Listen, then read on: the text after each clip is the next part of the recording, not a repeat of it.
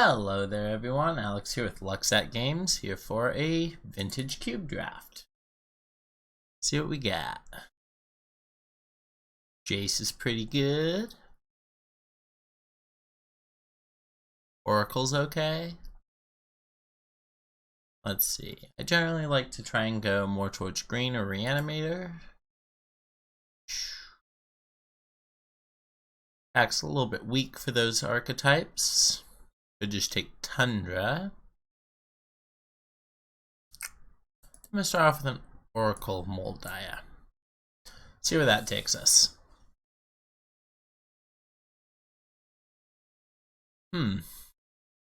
Oracle Moldiah into Avengers Zendikar. Seems like we're slanting more towards the... Hello, Craterhoof Behemoth.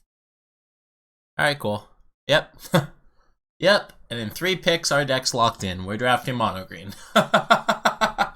Oh, that's great. That's great. I'm all about that. I am all about that. Sweet. Vintage Cube. It's great. It's great. Normally like me some Reanimator, but right now I'm going to look for some Monodorks. Natural Order is a good one that we're going to want to pick up. Prime Time if it rolls around.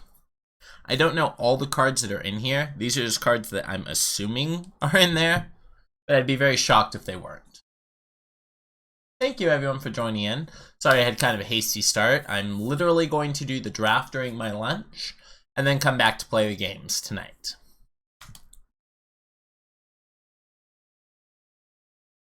See who we're drafting with here. GG Glenn. 3D Ward Nigma, Odizio, Morgan Bernhardt, me, Louis Napo, RRR, N22. Not anyone I recognize, but if that's any of you or any of you recognize them, shout out.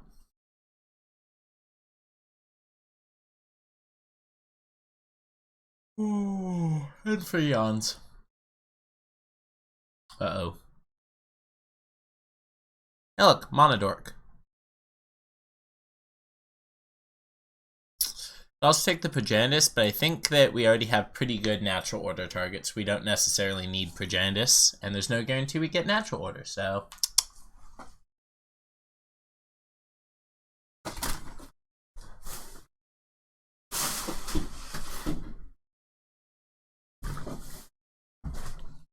Sylvan Library.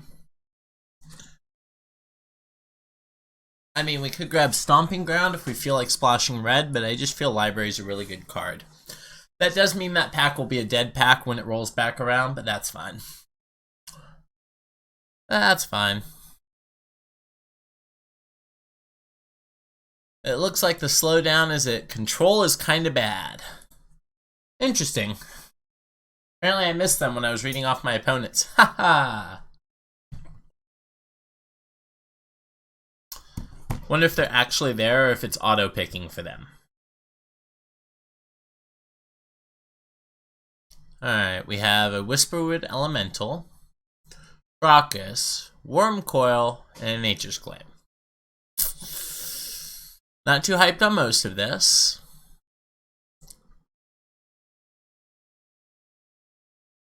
Feeling like it's probably Whisperwood. I'm gonna go ahead and snag that. I could see any of those 3 being good. I can't really see Nature's Claim being that great, but it can be. Especially against the Artifact deck. Right now, though, we've got 6 green cards.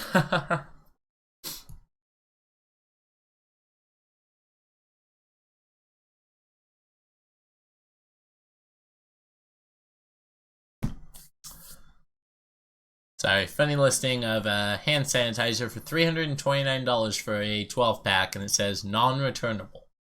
Wonder why. Do they think that people would try and return it after the world calms down a little bit? Maybe. Maybe. This is a Golem. Golem. 4/4. Woohoo! We got a couple good ones here. So we have Elves of Deep Shadow, which is another Monodork. Ulamog, Atarka, Plowunder. feel like we've got a pretty good top end already. So I'm just going to take another dork. Makes me sad to pass Ulamog. Makes me big sad. I really like that magic card. Oof. Finale of Devastation. Woodfall Primus. I think this time I'm going to take the Primus. It is a more expensive threat, but that's fine. Woohoo! Biogenic Ooze looped around to us. That's a good sign. That's a good sign. Eureka's a trap, right? Looks at top end. Eureka's a trap, right? Looks at top end. I'm taking Eureka. Taiga is probably the pick there, so the Arid Mesa fetches us a green source. But, God, Nykthos looped around too. Yeah, it is. I'm so excited. This is going to be great.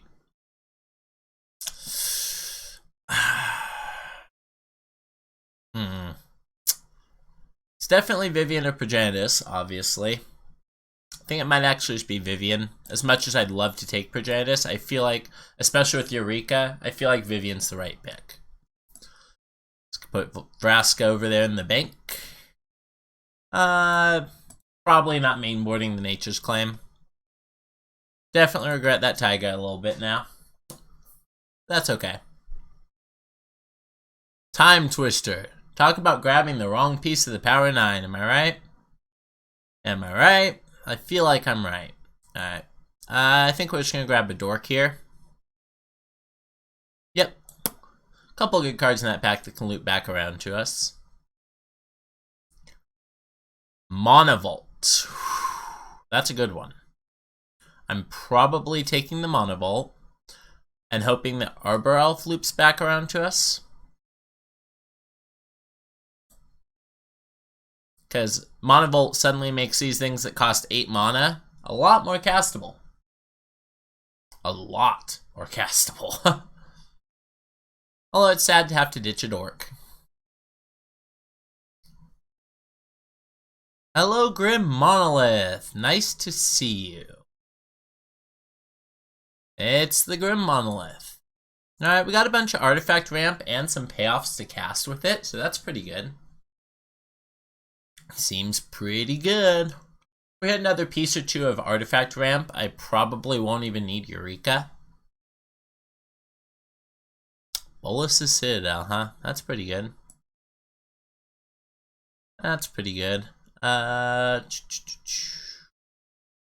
Might just be Silesia Signet here. I think it's just Silesia Signet. Yoink.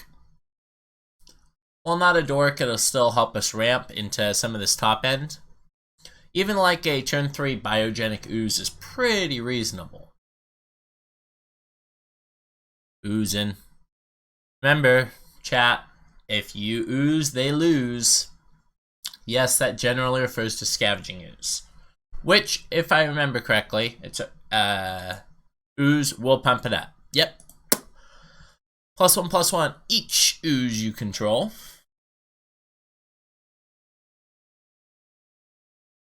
Each ooze you control.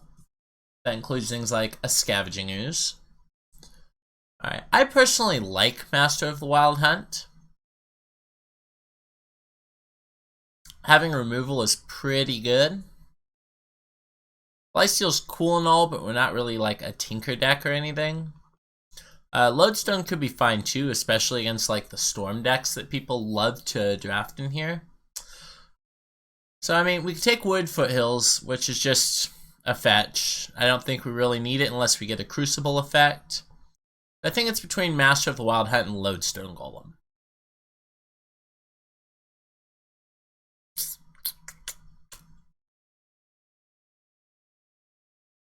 think I'm just going to take the Master. A little sad passing the Lodestone, because it is very good against the Storm decks of the format. And people love to draft Storm and Cube. Battle Ball or Garruk are what I'm saying here. Could potentially take Balance. If we take Balance, then I'm going to regret passing that Wood Foothills. Also, we're a creature-based deck, so I think it's definitely Garruk or Battle Ball, and I think it's Garruk. Green planeswalkers tend to be very good if you can get a bunch of them. Good old mono green super friends. Super duper friends. Tireless Tracker's so much better when you actually have fetch lands. I'm gonna go ahead and take it, but I'm not too excited about it. Weird it is our first 3-drop though. So it does have a pretty good line of casting that on turn 2 off of turn 1 Dork. And then next land generates a clue. Tracker's fine, it is just a little slow. I like me some show and tell. This definitely was a deck that was draftable this time. But I'm just going to take the Acidic Slime. Answers a problem, has Death Touch, and you guessed it, it's an ooze. You know what it being an ooze means? It gets pumped up by Biogenic. I'm going to take the Temple Garden. Turn on some off-color fetches. Maybe, probably not wind up with a white splash. Probably not. But maybe. Who knows? Finks Bayou or Sword of Feast and Famine.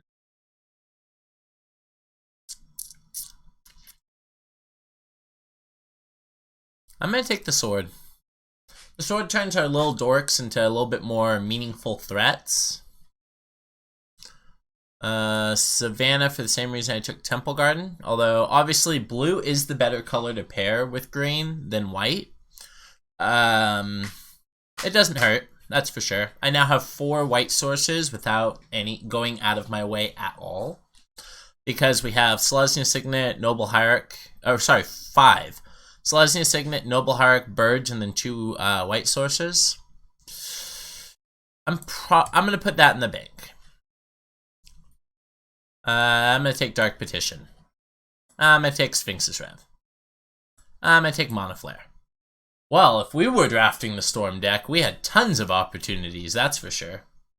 I think we even saw Tendrils, which means that, yeah. Black Lotus, yeah, we did the last pack. Alright, cool. So there's the Tinker as well.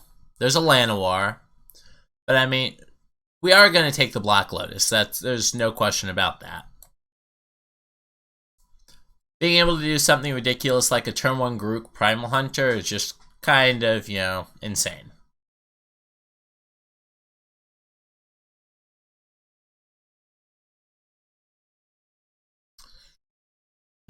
Ooh, Tooth and Nail. Yep, it's going to be Tooth and Nail. Tooth and Nail for Zendikar. Craterhoof tends to be pretty good. It's a little sad we have to pass Basalt Monolith, but we just need to snag this Tooth and Nail and not risk it, not making it around. Deck's looking solid. Deck's looking real good. Woohoo! Hello, Fast Bond. Alright. Fast Bond is pretty good, so's Thran Dynamo. I think I'm just going to take the Fast Bond. Hope for a Crucible effect, if we can find one. Hello, Rossfellows. Yeah. Yeah, it's pretty good. That's kind of what you're hoping for when you're going mono green. Yeah, this deck's feeling great. Could just get dunked on by, you know, turn 1 Elesh Norn, or turn 2 Elesh Norn. Turn 1 Elesh Norn? Pretty sure Dark Ritual's in this cube. We can even beat a turn 1 Elesh Norn? That's kind of ridiculous. For those of you going, how the heck do you beat a turn 1 Elesh Norn? Eureka. Oh, there's the... Ooh. Ooh, do I have fetch lands? I don't have any fetch lands, right?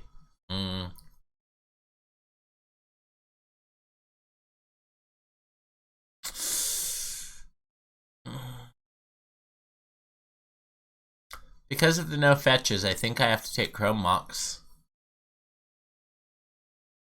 Makes me a little sad because I definitely would have liked to take that Excavator. At least I wasn't punished by immediately rolling into a fetch land. I'll take the Elder, but it's probably hitting the board. I'm not a huge fan of this card.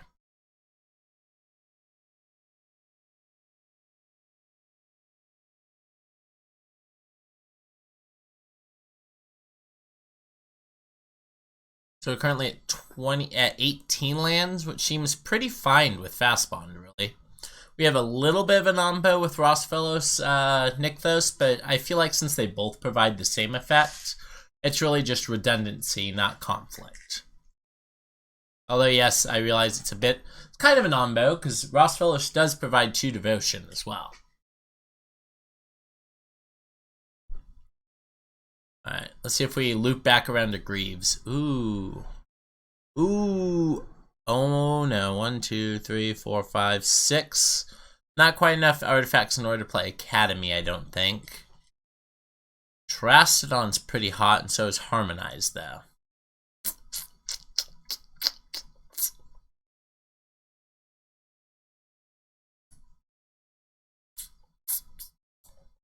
This one actually seems like a real thinker. I'm feeling like it's Terastodon.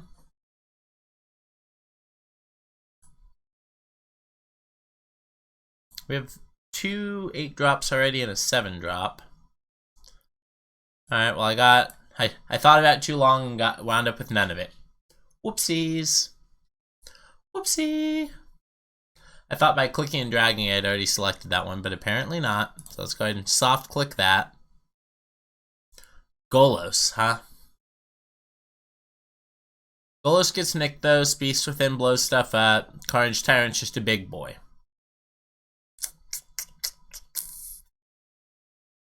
I don't feel it's Golos.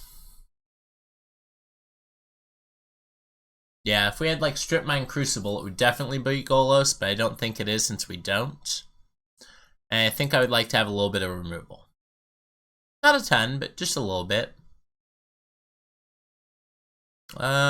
Soft take on the Forge Master. Woohoo! Scored the Lightning Greaves though, that's pretty good. Lightning Greaves works really well with Rosfellos, that's for sure. We're gonna have to make a few trims anyways. Hey, we got Excavator regardless.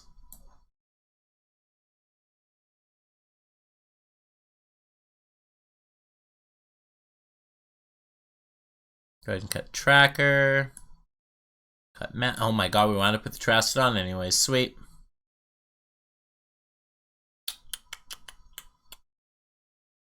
I'm probably putting Beast Within the side, and I'm probably running it with 15 lands, a Black Lotus, Monovolt, bunch of dorks, and just trying to play our biggest thing as soon as possible.